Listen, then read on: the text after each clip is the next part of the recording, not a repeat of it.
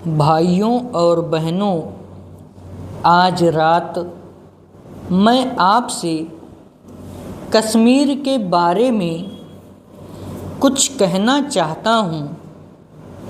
इस प्रसिद्ध घाटी के सौंदर्य के बारे में नहीं, बल्कि उस भयकंप के बारे में जिसका कश्मीर को हाल में सामना करना पड़ा है। हम लोग बहुत संकट के दिनों से होकर गुजरे हैं और हमें कितने ही महत्वपूर्ण और दूर तक प्रभाव डालने वाले निर्णय करने पड़े हैं। हमने ऐसे निर्णय किए हैं और मैं आपको उनके बारे में बताना चाहता हूँ।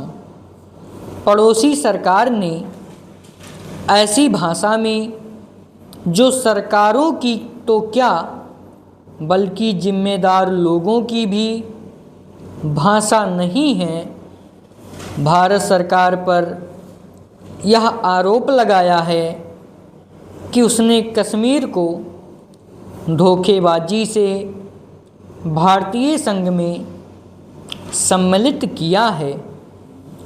ऐसी भाषा के प्रयोग से मैं उनकी बराबरी नहीं कर सकता और ना ऐसा करने की मेरी इच्छा ही है।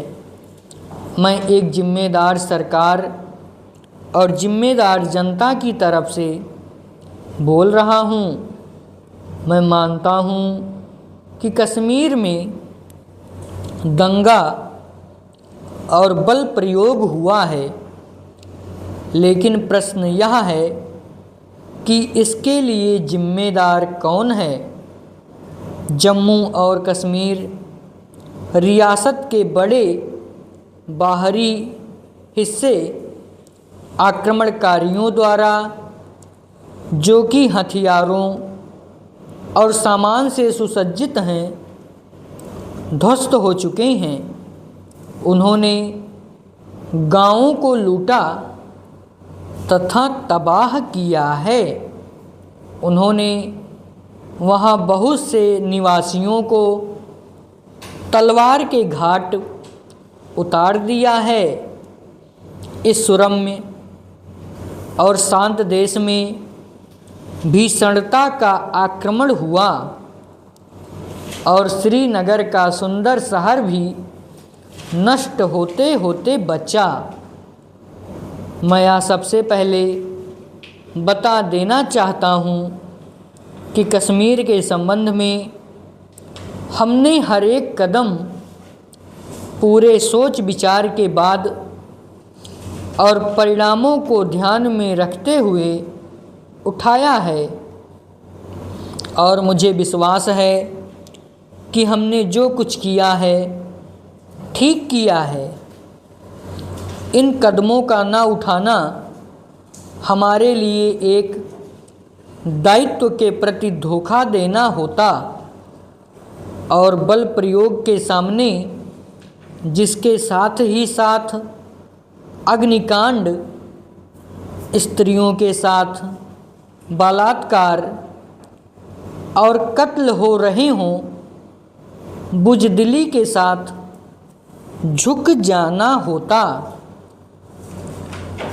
कुछ हफ्तों से हमें जम्मू प्रांत के रियासती प्रदेश में आक्रमणकारी दलों के चुपके प्रवेश करने के समाचार मिल रहे थे।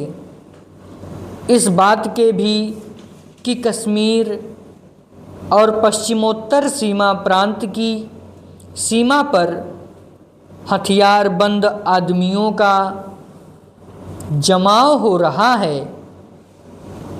हम स्वभावतः इससे चिंतित हुए, न केवल इस ख्याल से कि कश्मीर और उसके लोगों से हमारे निकट के संबंध हैं,